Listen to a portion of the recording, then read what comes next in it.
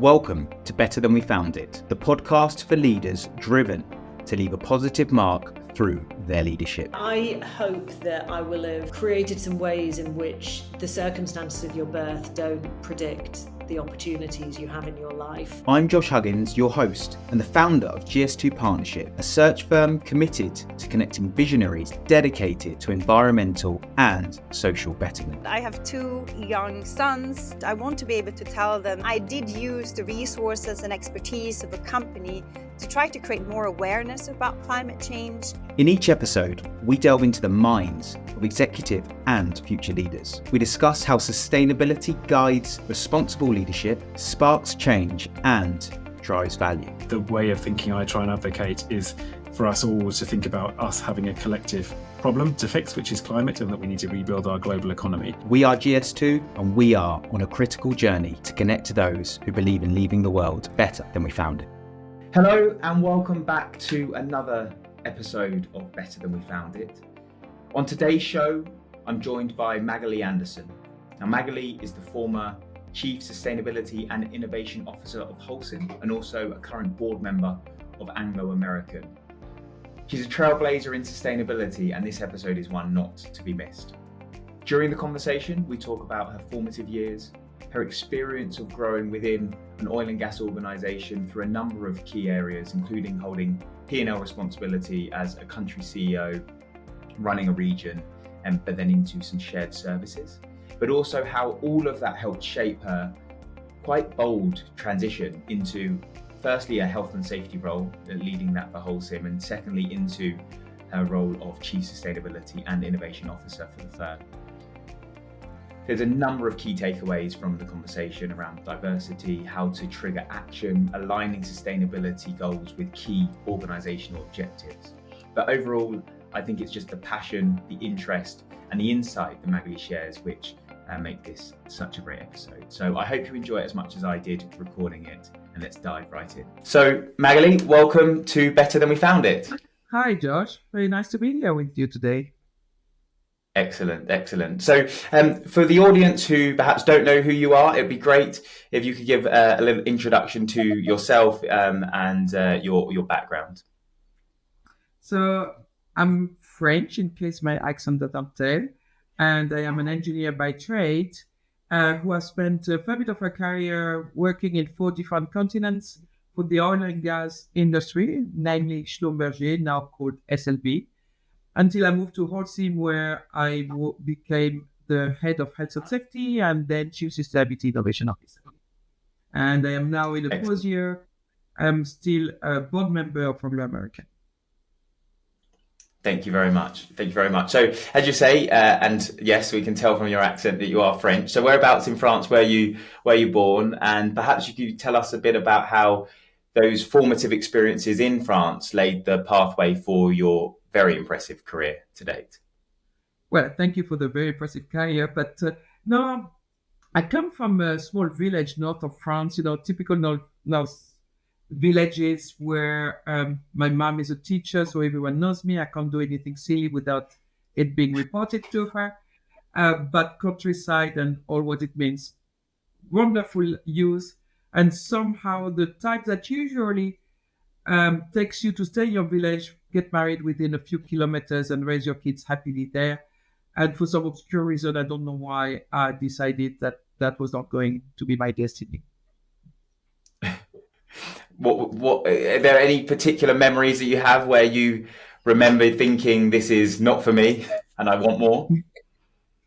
I think it was a student job I did before taking on engineering studies. A student job I did, which was a service job. I was a waitress, and realizing that was not for me, that I needed to have independence. And I thought the best way to have independence is to have a degree. And that's how I ended up becoming an engineer. And while my engineering studies, I discovered a lot of things, discovered the world, that there was a world outside my little village, and decided to embrace it.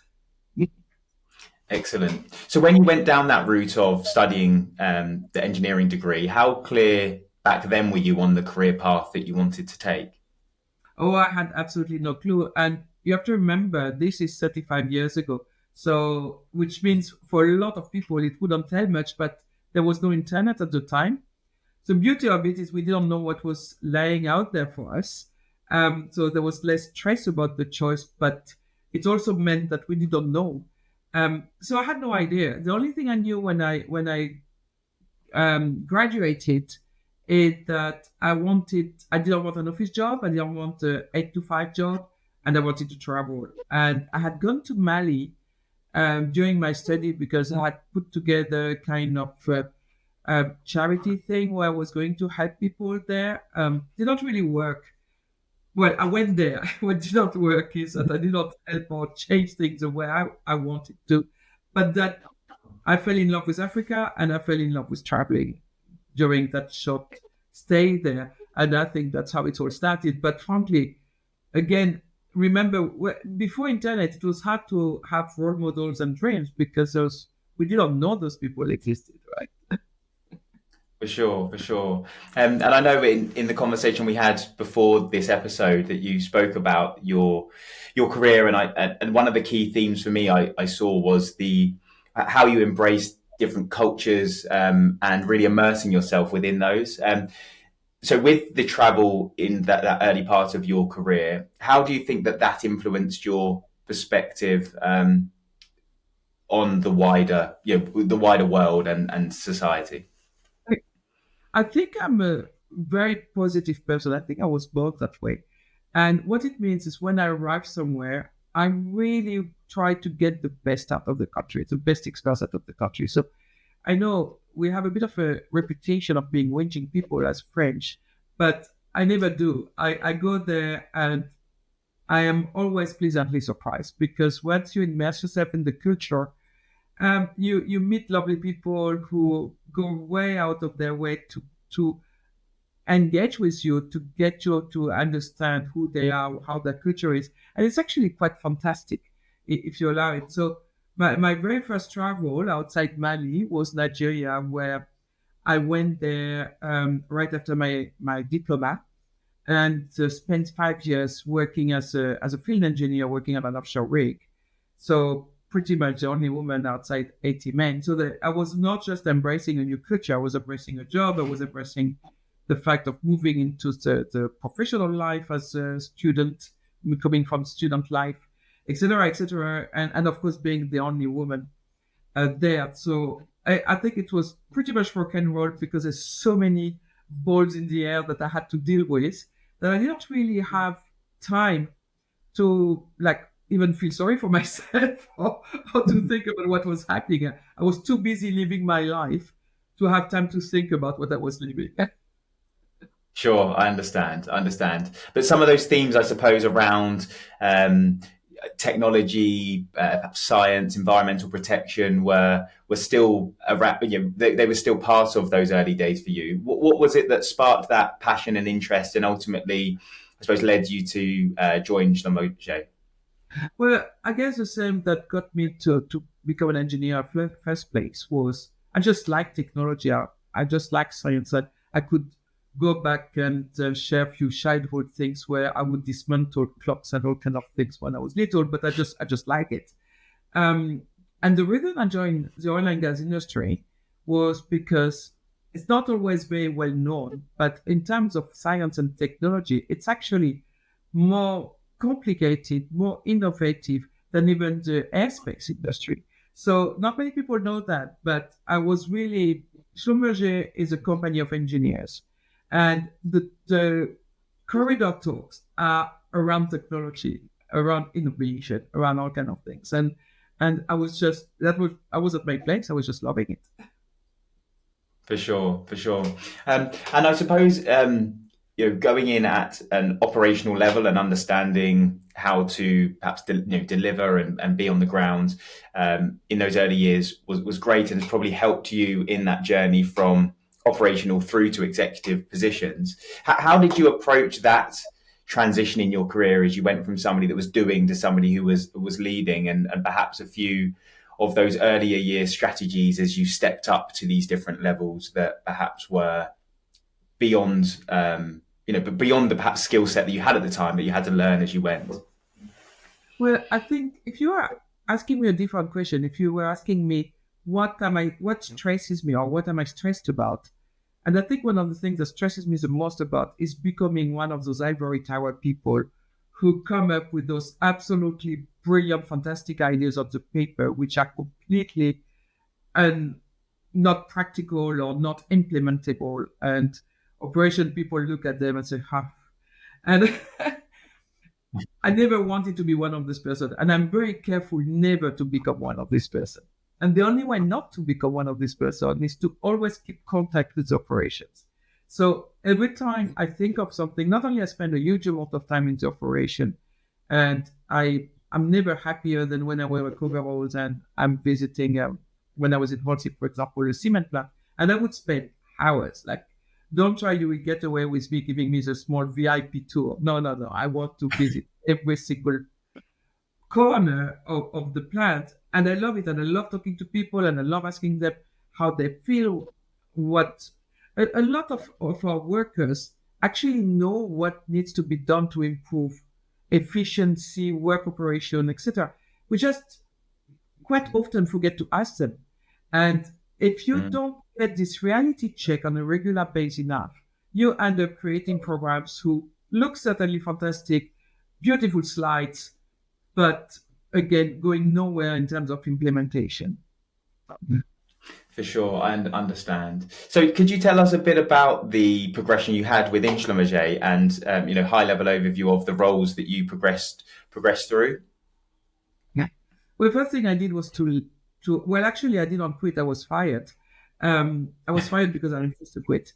And the reason I was fired is because while being on that offshore rig in the middle of nowhere, I met Mr. Anderson, who later became my husband. So at those days, we're talking again, we celebrated our 30 years wedding anniversary a few months ago. So at those days... Congratulations. Thank you. The oil and gas industry didn't know what to do with a woman. So when they were confronted with a couple, that was like, wow, way too much for them to handle. So one of us had to go, and the one was me. Actually, not necessarily because I was a woman, more I chose to go just because of circumstance. So I spent 10 years outside and finding all kind of job in situ. So, for example, I became a base manager for a construction company in Nigeria. At the age of 25, I was managing a team of 120 people. So that was pretty much a great learning and development experience. So it's always been a mix of making sure I am definitely a career person, and I love work, and I am ambitious, and etc. But I would never go as far sacrificing completely, at least, my private life. Some people would think I sacrifice some because maybe I don't spend as much time as others do with my children or my husband, but it was always quality time, and I always made sure it was preserved. So when I had to make a choice, the choice was always extremely clear to me. I came back to Schlumberger. So my career developed quite well in that time. And I came back to Schlumberger, which was my second love, my second love story. And was your husband still there, or had he moved in order for you to come back? He stayed. Yeah. And Schlumberger at the time had a very strong culture. So I think my husband and I were both loving that culture. And because he stayed, I was still very much in contact with them, and that was part of the reasons I came back. And then I spent another 15 years with them, I think. And this is when my career took off. Schlumberger is a company that gives chances to people if they see some potential, and then it's up to you to develop that potential. And there was few things I did, but I guess the pivot point was 2004. So here we are, 20 years ago. That's my age, but my pivot point 20 years back. It's in decades. So I was in charge of a manufacturing line at the time. And we knew, for people who know the oil and gas industry, we were at the start of a huge upcycle, of a big growth of activity.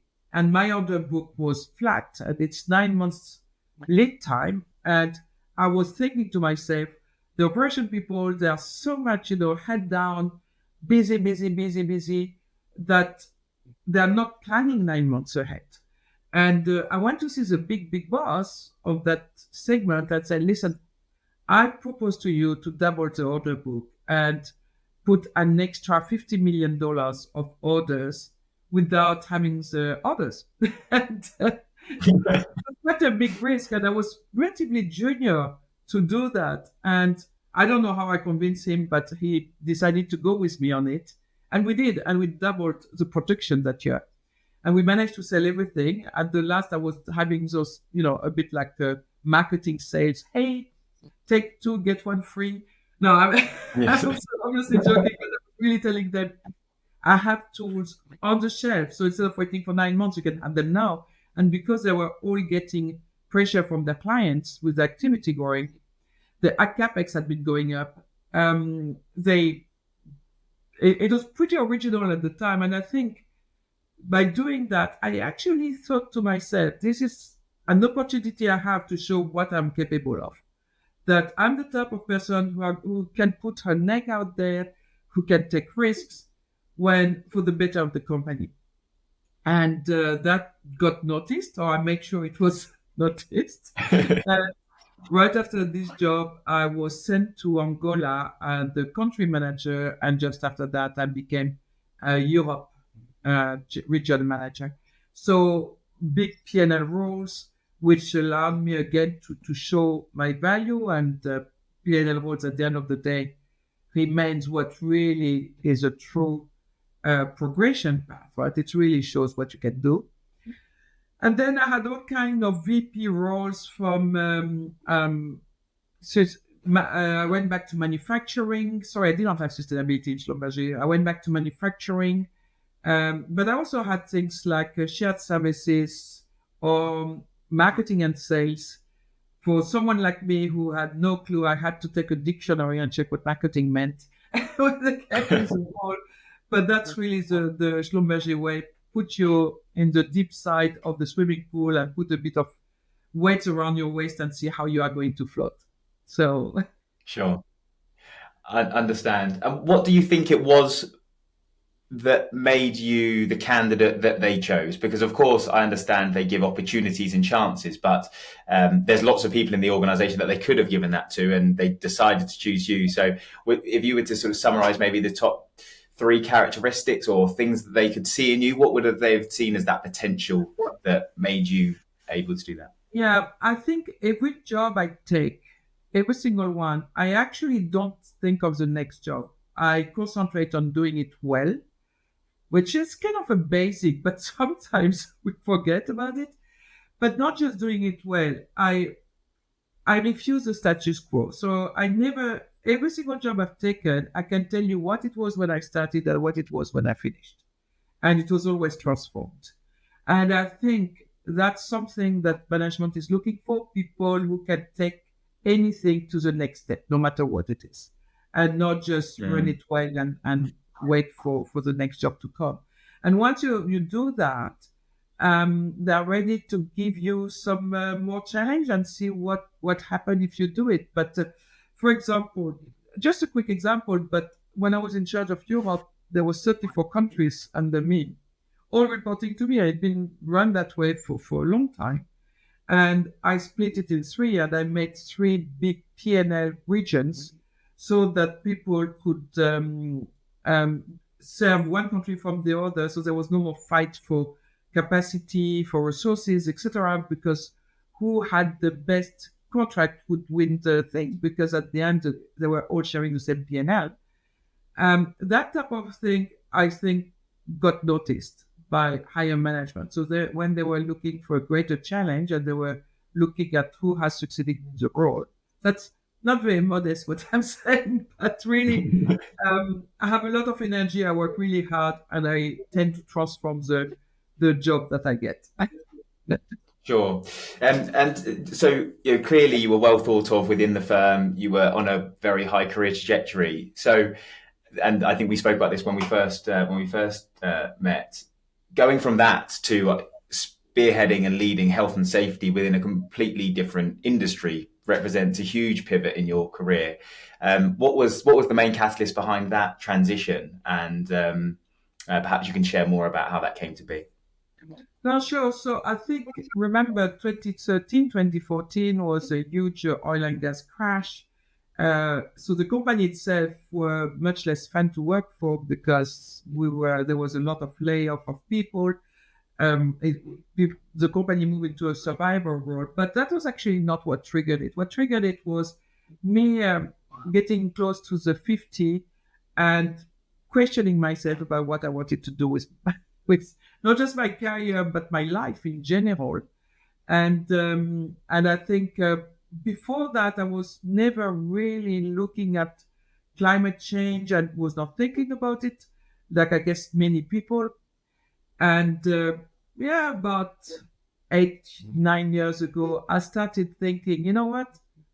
I would like to give purpose to my life. I would like to become someone who goes to work for a good reason and not just to make money or to help a company to make money.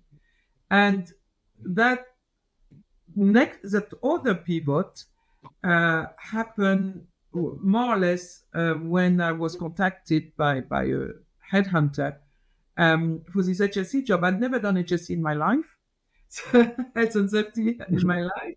That's why I was a perfect candidate for it. But I think why they gave me my chance is because I was coming from the oil and gas industry, which when it comes to health and safety are maybe 1 decade in advance to most other industries. So when you work for them at the type of level I was particularly, it's part of your DNA. So you know everything about health and safety, even if you never worked in it.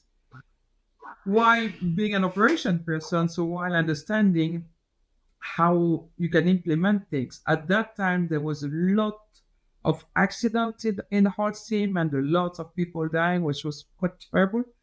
And I thought that was an ideal job for me because I could really put purpose on the top. So getting up in the morning to save lives was pretty cool. But with the right type of tools, because I could replicate what Schlumberger had been doing relatively easily. So I could really jumpstart straight away. And we, like the first road safety I presented, which since got a lot of awards and so on, worked really well. And when I say worked well, in this case, means saved a lot of lives. I presented it to the board in December when I started working in October. So I went really fast and it was good. It was a really good feeling to move to a more purposeful job. Sure. But what about the learning curve of going from a role where there is a P&L responsibility or that real commercial pressure to something where, of course, it's very much, even more tangible in terms of the lives, but it is a different focus. How did you approach that differently, or in fact, did you use it at the similar lens that you had before? Yes, I did. And remember in Schlumberger, I did have some functional jobs as well, not health and safety, but I did have some functional jobs. And I think every functional jobs I've taken, and particularly health and safety, and then later sustainability, I approach it like a business job. So with the same mentality, it's, when you go for a new business strategy, you put the strategy in place, you put a target, you put an action plan, you put some incentive, etc. Well, what if you treat sustainability or health and safety the exact same way? Then it becomes quite simple because people know how to deal with that because that's what they've been doing all the time. You just pivot a little bit the focus on slightly differently, but you also need reporting, you also need action plan, you also need targets, you also need incentive, you also need that. And the fact that I do speak operation allowed me to really have the right discussions with the right people to influence them to do that. And frankly, people were completely accepting it and demanding it because no one likes to work for a company that kills people, right? Nobody wants to think that his own operation or her own operation is going to create accidents. So people actually want to do things. They just don't necessarily know how to do it. So if you approach them with a very pragmatic, action-based type of strategy, they will realize it. Sure. And I know you've spoken widely about the critical role in understanding within an organization what it is that triggers action, particularly in the context of health and safety and sustainability. Would you be able to perhaps share some practical examples or strategies of how you align it to ensure that action is happening and it's not just people talking a great game but not actually delivering? Well, you need to make it sexy, right? You need to make it like something people will want to do. So you don't talk about sustainability of health and safety, and I will now from now move more to the sustainability topic. It's easier. I mean, just Sure. for the sake of time. Yes. Most people, you don't want to go to them and say we should do sustainability because we want to be compliant and it's a legal requirement, for example. And that is not many people who get very excited by that. But if you put it as something as a company of the future, a good business decision because creating a lot of new opportunities while attracting talents, because it happens that a lot of young people nowadays do want to work for a company with a purpose. Once you put all of that package together, you start getting attention. If you just go with the compliance hat on, forget it, right? I mean, you are going to really struggle. So that's really what I did. And so you start by establishing a target. Sounds kind of basic, but it's important. Mm-hmm. It's important to establish a target that you will have a chance to reach. So it has to be, I am a big fan of BAG. BAG used to be a concept that was about 10, 15 years ago, BHAG, big, hairy, audacious goal. And yes, I think the best example of a BAG is when Kennedy said we will go to the moon by the end of this decade. So it's audacious, it's hairy, however, it's feasible. You have about 70% under control and 30% that you will have to work on. That's about the definition of BAG. And that's always been my definition of stretching the organization, but not to the point where they won't be able to actually achieve it. And so you come up with a target, which is a mix of bottom up and top down. Bottom up because you want to make sure you have the buy-in of the operation and make sure the operation are not going to entirely reject it. If it's an ivory tower, back to that ivory tower type of work. But it has to be top down to make it ambitious enough. Operations people tend to be sometimes a bit conservative. So once you get that right mix, and you need to convince everybody. So again, everyone is convinced by different arguments. Usually, CEOs and boards, the voice of the investors and what the trends of industries goes is a good convincing tool.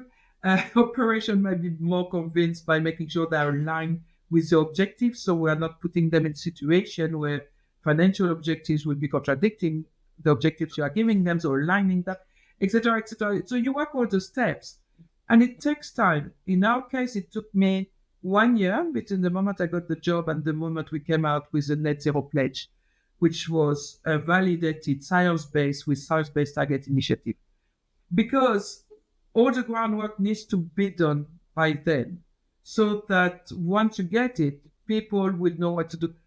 Again, nobody goes to work in the morning with the idea, I'm going to damage the planet a bit more today. No one does that. Everyone wants to do the right thing. But what they are lacking most of the time is a toolbox, a set of actions they can work on, and an alignment of objectives. And that's what needs to be sorted before you can even go out with a target and action plan, etc. To convince the bosses, I have a big strategy which I called the surrounding strategy, and it's to work your way up.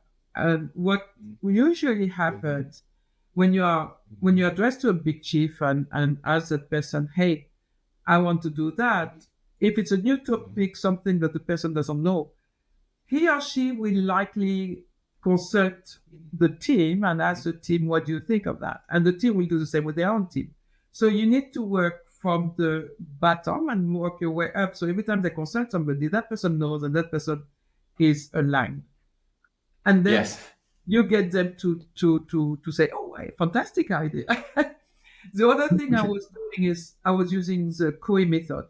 So I would drop in the CEO office on a regular basis and use the word pledge. So he got used to the concept. And when I came and presented at the expo, he actually had heard about it. He knew what it was. And he didn't get caught off guard by surprise, which is usually something that chiefs don't like. No, for sure. And in your experience in dealing with a range of different of leaders, what do you think are some of the common misconceptions that leaders, not sustainability leaders, but general leaders within organizations, industries like energy and construction can hold about sustainability? And of those misconceptions, how can they be addressed to drive positive change? Well, you need to look at sustainability as a new business model. I like to call it as business as unusual. And then you talk the language. I think back to what I was saying earlier, when managers or leaders think of sustainability as a compliance thing, as something that's going to cost money, etc., of course, they are going to push back as much as they can, because again, it's not sexy. Once you start putting forward fantastic business opportunities that are going to develop, for example, in Holcim, we launched the low carbon cement and low carbon concrete. One was launched 4 years ago, or 3 years and a half, and the other one 1 year later. And the definition of low carbon in that case is 30% less CO2 than the country standard cement or standard concrete. Within this year, when they produced the result, both had reached about 20% of market share, and one is a 2 billion market, 2 billion sales, and the other one is 1 billion sales. Think about that. And all of it with a price premium, sometimes not very significant, but at least without losing money. So think about it. Think about how many companies would love to launch a product which within 3 to 4 years reach 1 or 2 billion, depending which one you take, and 20% of market share with better margin, So you need to work on that. If you work on that, and I think every company can find it. And then the next step is a true change of business model. So the example I love to give, because it's an example that happened 15 years ago. So, it's not new. It's not a Tesla or whatever. It's actually Philips. Yes. Philips was selling bulbs. And one day they decided, even though they still sell bulbs, to sell lighting services. Now, what happens when you do that? When you sell bulbs, your business model is made that the more bulbs you sell, the more money you make. And it's happened that the more sales you sell means the more the more bulbs you manufacture, and the more CO2 you emit, right? Yes. If now you turn it around and you sell lighting services, you want your bulbs to last as long as possible, because the longer they last, the less you change them and the more money you make. And if you make them last so long that you never need to change them, you're going to make a lot of money. So your R&D and the way you look at your business is completely different, because now you are incentivized to produce less, which means to emit less CO2. And it can work for every single company. You just need to find what is for yours. In the case of phones, instead of changing phones every 18 months, if some big phone makers were selling telephony services, maybe they would be incentivized to make sure that the battery doesn't die after 1 year of usage.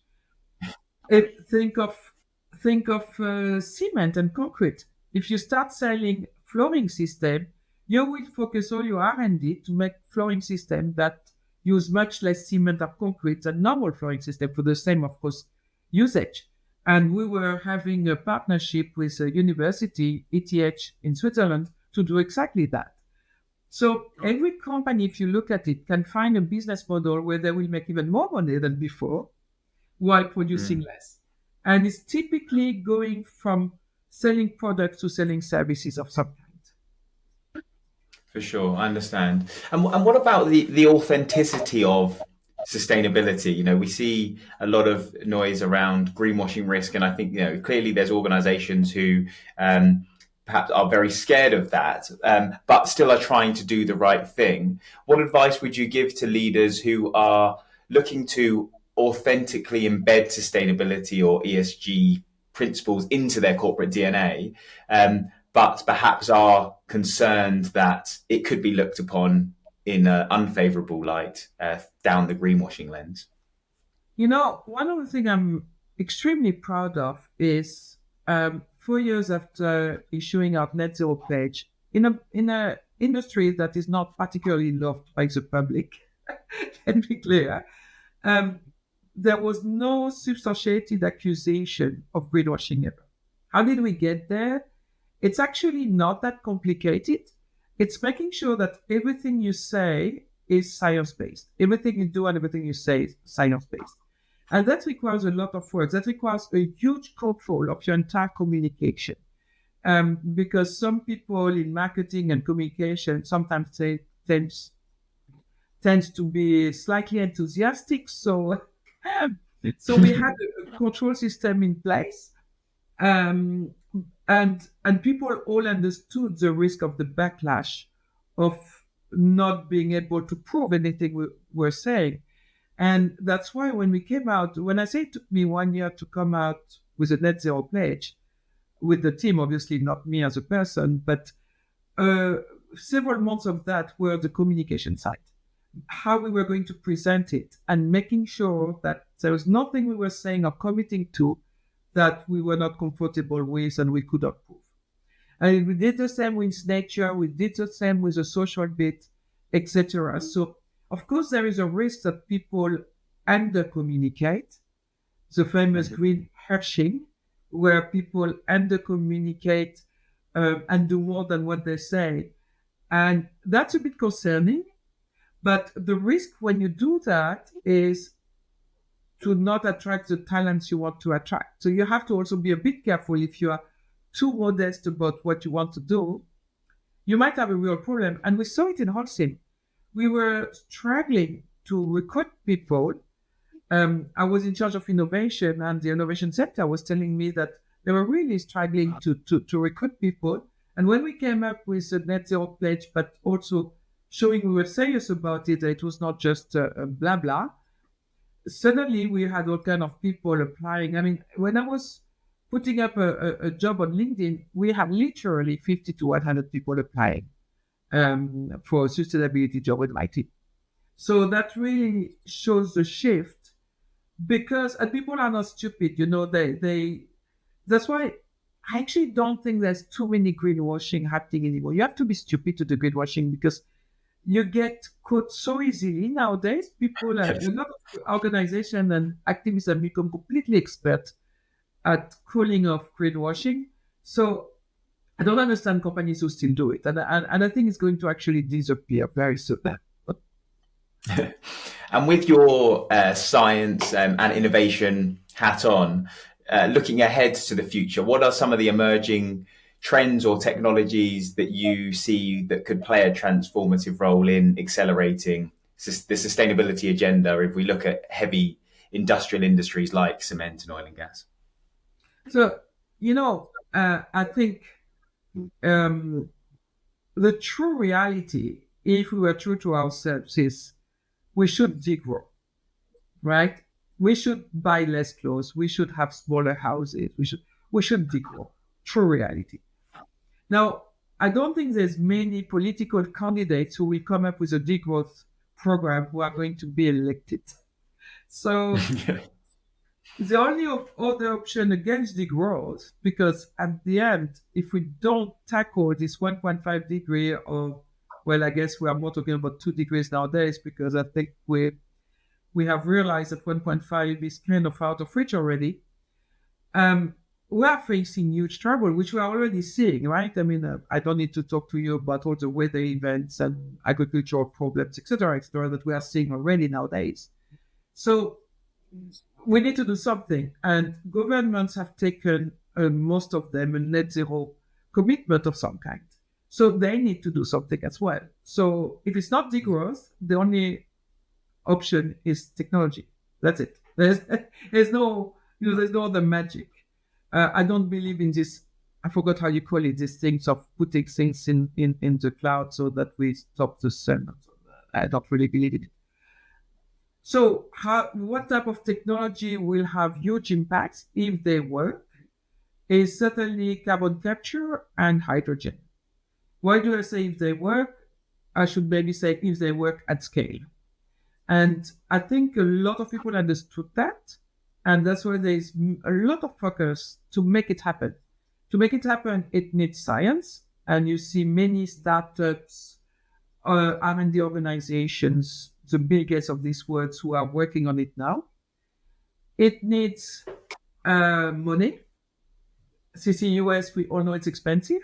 And to give an example, Holcim got 6 projects that received very big grants. We're talking 100 million type of grants from the EU Innovation Fund in the last 2 years.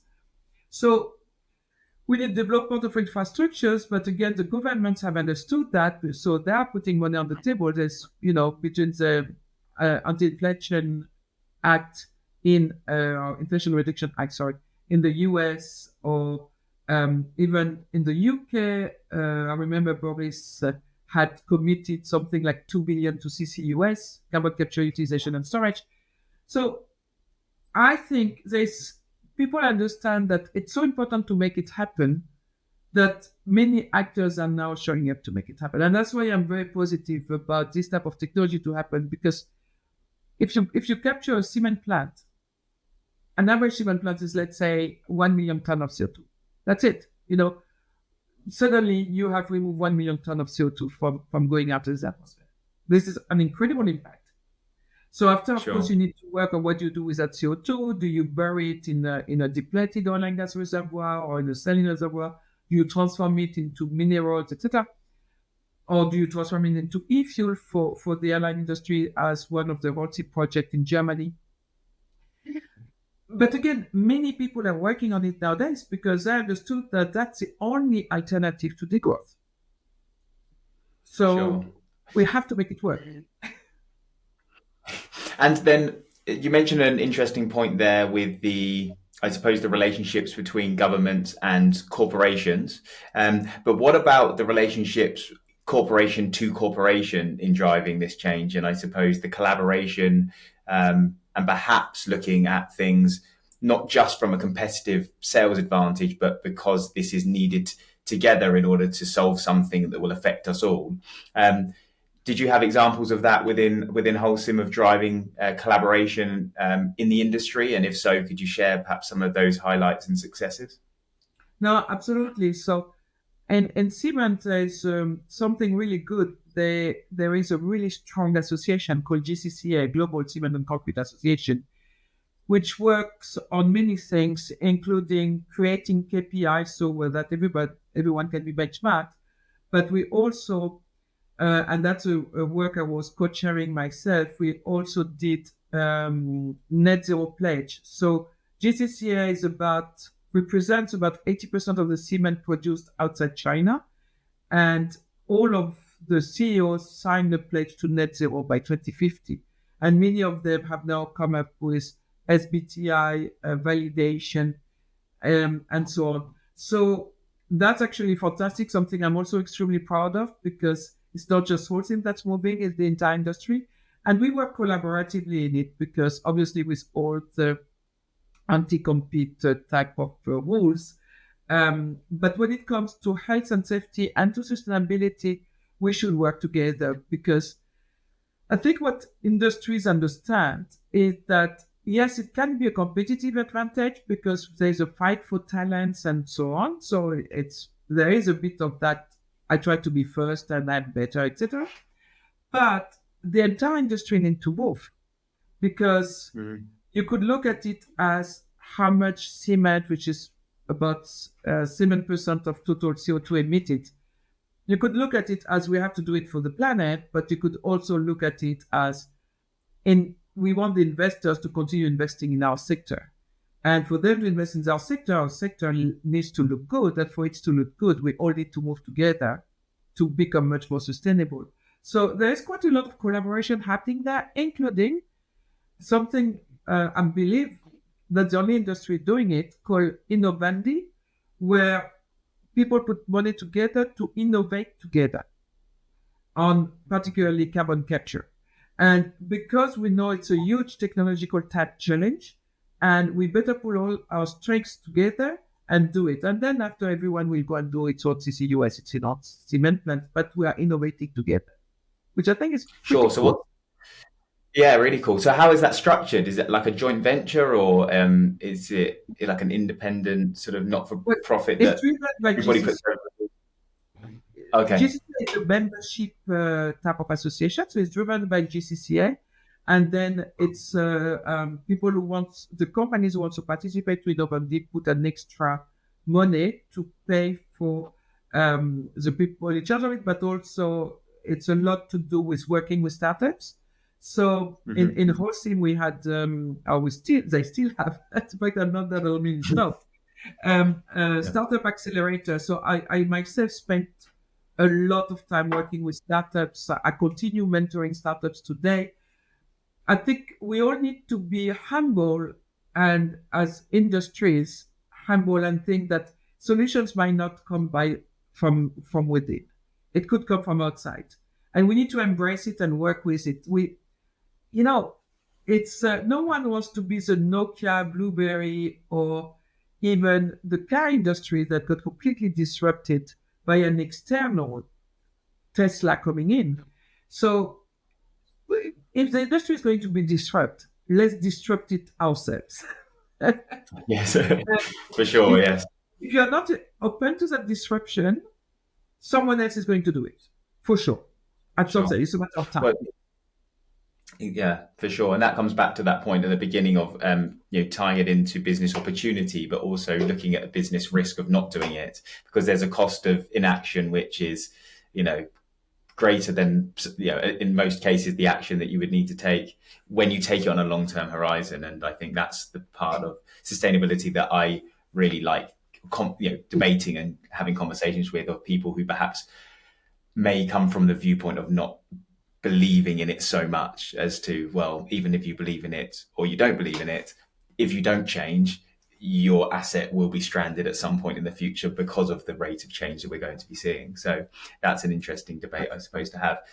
Yeah. And maybe something else about cement in a few seconds is you have to think of cement as an enabler for the transition in several ways. For example, the energy transition will require a lot of cement to do, if you want to do solars or if you want to do wind, you will need a lot of concrete to do that. So it's one way. But also, today there's about 1 billion people, or 1.6 billion actually, as per UN, who don't have a proper roof on their head. So there is also urbanization working on. And with the type of weather events that are happening, houses have to be strong. They have to be able to weather typhoons. In the Philippines, where I did a fair bit of work with a local team there, fantastic local team. In the Philippines, they had more than 20 big typhoons per year nowadays, when it used to be 3 or 4. So you need strong structures to withhold that. And really, again, it's sad to say, because you could say, well, climate change was created by industries, and now you are working on how you help with climate change. But it's part of all those opportunities I was talking about, which are actually quite fantastic if you think of it.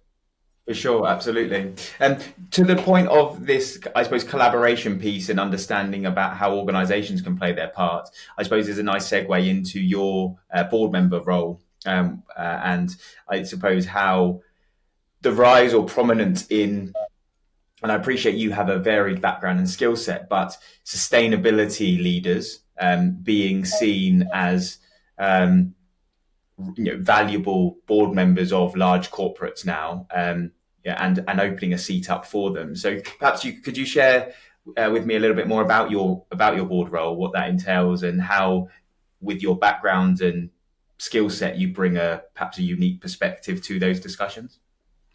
Yeah, so I'm a board member of Anglo American, which is a major mining company, and it's really it's a great company, by the way, but it's really quite interesting how, as a sustainability person, you can you have a seat at the board and an active seat right away, and I get a lot of offers as board member, which for the moment I'm not considering, as I want to continue in my executive career. But it's really interesting because it's more than my own contribution. It shows the readiness of organization to bring sustainability experts at that level, at the governance. And it shows a shift on the governance, which I think is very interesting. And more companies have now sustainability committees. So Anglo American has had one, I don't know since when, but it's quite a while. Same for Holcim. Holcim created theirs in 2017. And it really shows that because it is a governance topic, it's not a side expert things. If you want to do all the things we talked about just now in terms of changing the business model, etc., it becomes a governance topic.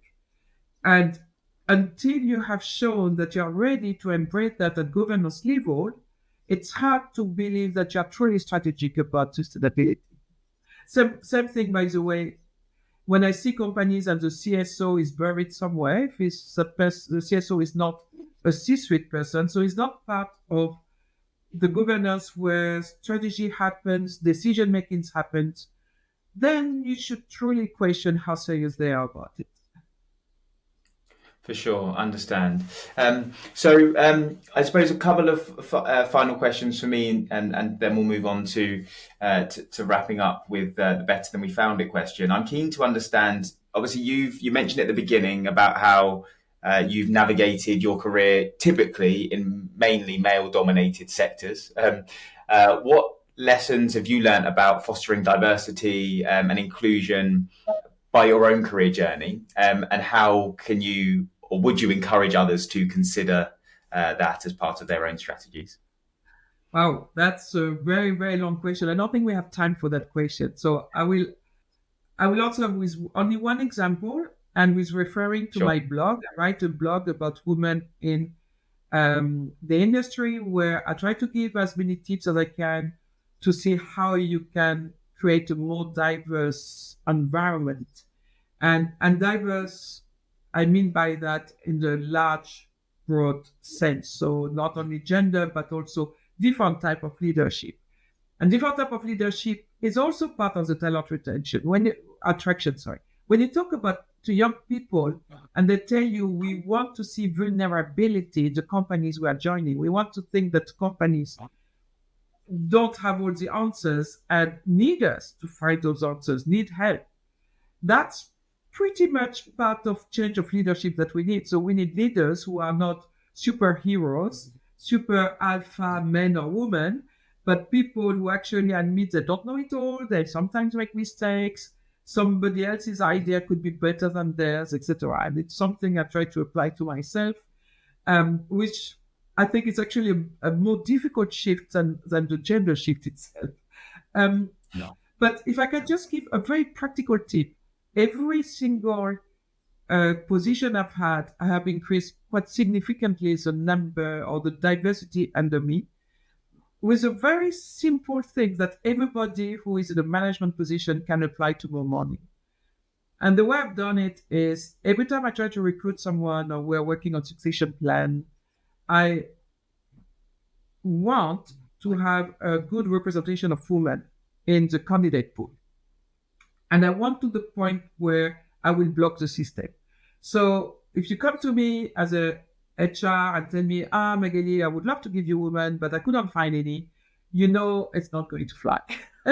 Because I'm going to block the system and I'm going to refuse running in interviews until I have that. So it forces HR people or people working on recruiting to get out of their comfort zone and go to talent pools that they did not necessarily think about. And You can call it quota if you want, but a lot of people say, well, does it mean you get less competent people? Not at all. Because no company would ever put in a position someone who is not competent. You have to run a business. You're not a charity most of the time. So because of that, you need competent people.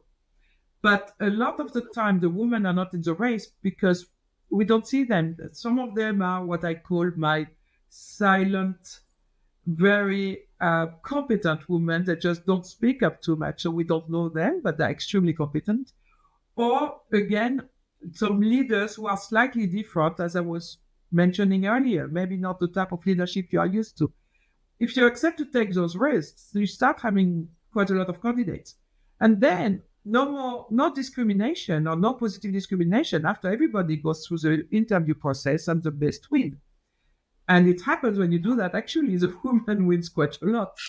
And that's how I've changed. And again, it's super easy. Just show you are extremely serious about what you just said, that you are not going to go through the process if you don't have enough diversity into the pool of candidates that has been shown to you. Sure. And in order to open that pool is to go wider than the sector that you're working within, or looking at people from different and other skill sets where it would be a transformative role for them to take it on, but there's enough that you focus on. So how do you do that though practically? Are you looking, if there's not the skill set, are you looking at the behaviors of the individual at that level, or how do you bring the transferable piece to the table? No, and by the way, it's not a gender thing, because you would find the skill sets in women. Like I said, it's more than we don't know them, more than the fact they don't have it. But to answer your question, I love taking risks of people, and I will always prefer someone extremely motivated, hardworking, wanted to get there, energetic, versus someone who knows it all but is completely blasé. Like for me, there's no question about it. Being a team person wins it. If you have time, you should listen to a TEDx called Super Chicken, which shows that putting a bunch of people who are very good team members gets you much further than putting a bunch of superstars together who tend to just work for themselves. So team is super important, attitude, energy, willing to do that. In my case, will always win against any other criteria. But if you take my own case, so I'm a CSO, and if I'm on the podcast, I assume that you consider me as a bit of a model as a CSO, or part of the models. Yes. If you take my CV and remove the last 4 years, meaning remove when I took the CSO hold, and present it to your clients or to people who are looking for a CSO, I don't think many people would recruit me. And that's really because I am what we call a gen of all trades. But one trait I didn't have was sustainability. So no one would have given me that job. And I think it's really interesting to think of it that way. It's looking at a job not versus an experience perspective, but versus on the type of skills that you think are key to be a true transformative, to drive it in a transformative way. For sure, absolutely. It's something that we talk to our clients a lot about. We believe traditional recruitment has been based upon skills and experience, but when somebody comes into an organization, the reason they get fired is typically based upon their behaviors, and not enough recruitment processes actually focus on the behavioral interview. They focus on the skills and experience. And I think by doing that is one of the ways we encourage our clients to consider diversity, again, not just with gender, but other areas. So I think we're quite aligned to that. So finally, a quick fire. If you could impart one piece of advice to an aspiring leader, if we say a sustainability leader or transformational change maker, what would it be? Definitely dream big. Always dream big. Remain yourself. Hairy. Sorry. Yeah, hairy. I said hairy and big. Yeah. Yes. Be a back person. Be yourself. Do not try to become someone. And I say that particularly to women. So come in with your weaknesses and strengths, because it's part of you. It's part of what makes you who you are. And go back to the basics. At the end, the best way to the dreams and to the big goal is going back to the basics, action plan. Don't try to over complexifying, which is a big word now.